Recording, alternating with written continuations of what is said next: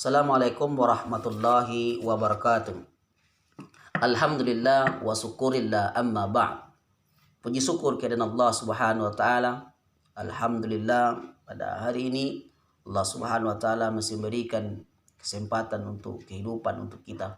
Mudah-mudahan kehidupan yang Allah beri kepada kita pergunakan untuk selalu beribadah kepada Allah Subhanahu wa taala.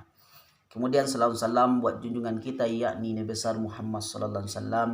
Allahumma salli ala Muhammad wa ala ali Muhammad. Baik apa semuanya, mudah-mudahan selalu dalam lindungan Allah Subhanahu wa taala. Kita lanjutkan materi agama, pelajaran agama kita.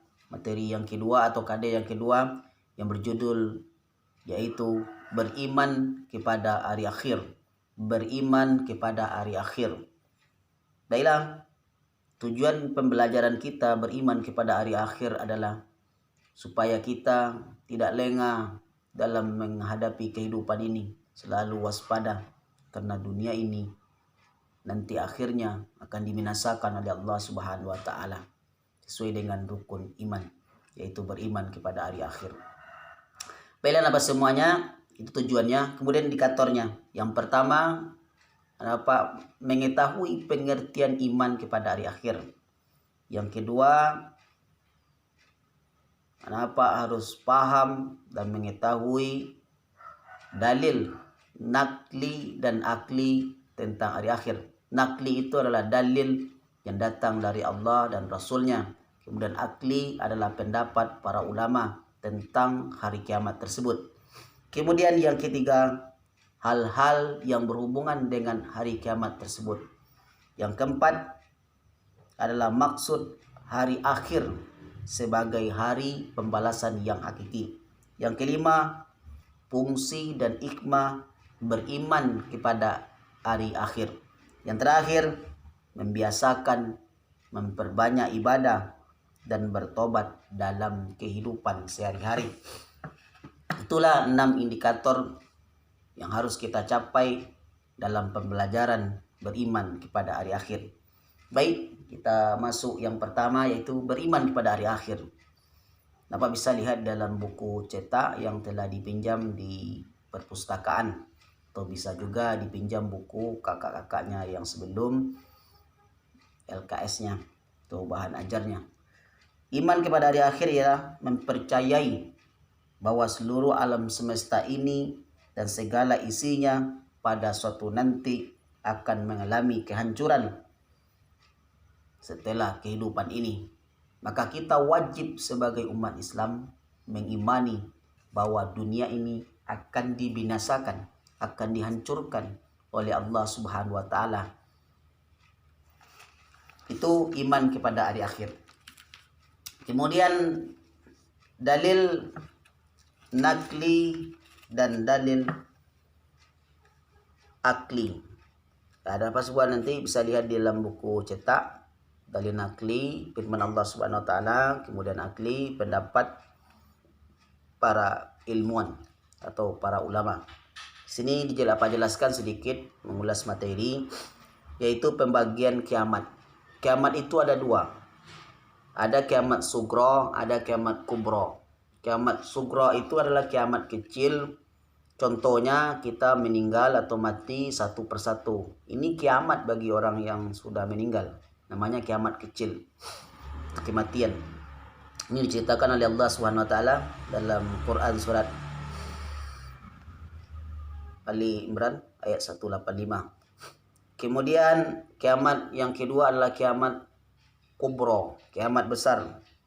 Kiamat besar ini adalah kiamat yang akan terjadi di akhir dan di zaman kita ini.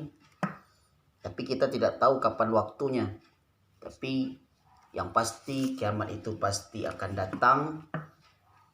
Ini diceritakan oleh Allah. Yang pertama coba lihat dalam Quran surah Al-Zalzalah, Al-Qari'ah, Takwir. Ini tentang hari kiamat. Inilah yang sangat luar biasa, kiamat besar.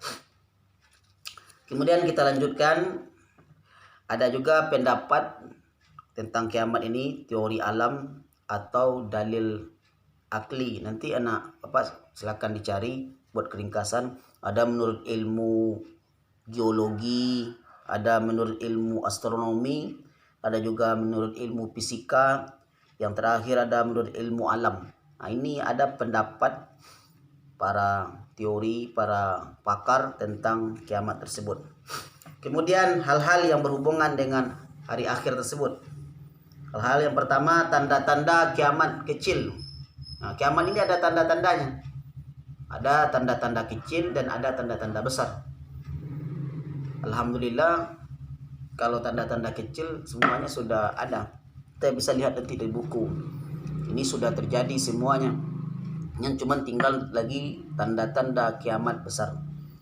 Hamba saya melahirkan tuannya. Ini tanda-tanda kiamat kecil yang pertama. Maksudnya hamba saya melahirkan Tuhan itu seorang budak menjadi pengusaha. Kemudian ilmu agama dianggap sudah tidak penting lagi. Nah, ini dia. Ini tanda-tandanya. Orang berburu-buru menuntut ilmu matematik, fisika, ya kan? Bahasa Inggris. Bahkan orang tidak terlalu penting dia belajar ilmu agama. Diremehkan saja ilmu agama ini. Ini tanda-tanda hari kiamat. Kita bisa merasakan diri kita sendiri bahwa kita menganggap ilmu agama itu tidak penting, ya kan? Cuman kita waktu mengaji hanya sampai kelas 6 SD, siap itu kita tidak ada belajar lagi. Jadi kemudian jumlah wanita lebih banyak daripada laki-laki. Ini banyak perempuan itu bandingnya perempuan 50 orang, kemudian laki-laki 1. Nah, ini tanda-tanda hari kiamat kecil. Kemudian banyak terjadi bencana alam. Ini kita sudah lihat tsunami, longsor, ya kan?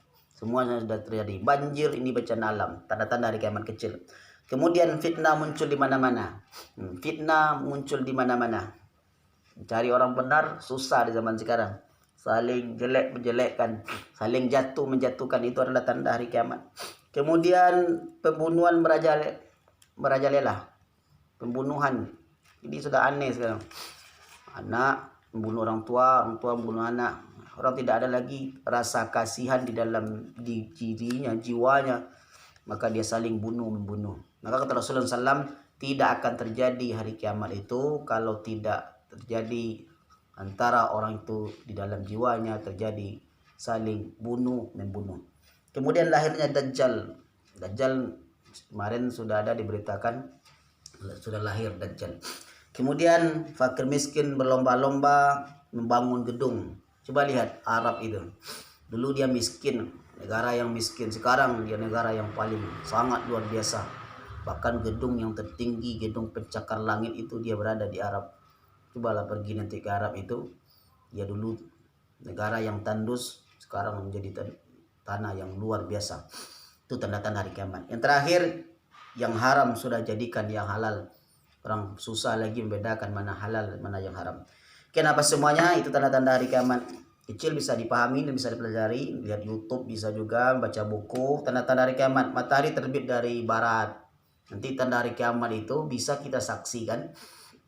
Matahari terbit di sebelah barat. Sekarang kan matahari terbit sebelah timur. Maka nanti insya Allah dia akan terbit di sebelah barat. Kemudian muncul binatang ajaib. Muncul binatang ajaib, akan Allah munculkan binatang yang bisa berbicara. Dan itu dia komplit di sana bentuknya binatang itu. Kemudian rusaknya Ka'bah. Kemudian lenyapnya Al-Quran. Ini Al-Quran nanti akan diangkat. Baik dalam hafalan manusia dan dalam kertas, semua Al-Quran itu akan diangkat oleh Allah Subhanahu wa taala. Kemudian keluarnya bangsa Ya'juj dan Ma'juj. Bangsa Ya'juj dan Ma'juj ini adalah bangsa yang sangat aneh dan angker, dia akan memakan manusia. Baik, kita lanjutkan nama-nama lain dari hari kiamat itu. Pak hanya cuma menyampaikan secara global. Yaumul Qiyamah, ada juga disebut Yaumul Qiyamah, Yaumul Akhir, Yaumul Zalzalah, Yaumul Waqi'ah, Yaumul Rafifah. Ya sama semuanya, dalilnya ada semuanya. Kemudian kehidupan setelah hari kiamat ada Yaumul Ba'ats. Ini coba perhatikan nih. Yaumul Ba'ats berbangkit, Yaumul Masyar berkumpul, Yaumul Hisab hari perhitungan, hari hisab, hari dihitung seluruh amal ibadah. Yaumul Mizan, hari mizan, hari pertimbangan. Kemudian Yaumul Fasl, hari keputusan. Kemudian nanti terakhir ada namanya surga dan neraka. Maka kita adil, Allah itu maha adil. Barang siapa yang melaksanakan perintah Allah Subhanahu wa taala, maka nanti akan dimasukkan dalam surga. Maka kalau orang-orang yang tidak mau sholat, tidak mau beribadah kepada Allah SWT, maka dia akan dimasukkan ke dalam neraka. Inilah akhir kehidupan. Manusia akan abadi dalam surga. Kemudian orang yang melakukan dosa besar akan kekal selama-lamanya dalam neraka. Kemudian kita lanjutkan hari kiamat sebagai hari pembalasan yang hakiki. Maka seluruh amal ibadah kita akan dibalas oleh Allah SWT pada hari kiamat tersebut.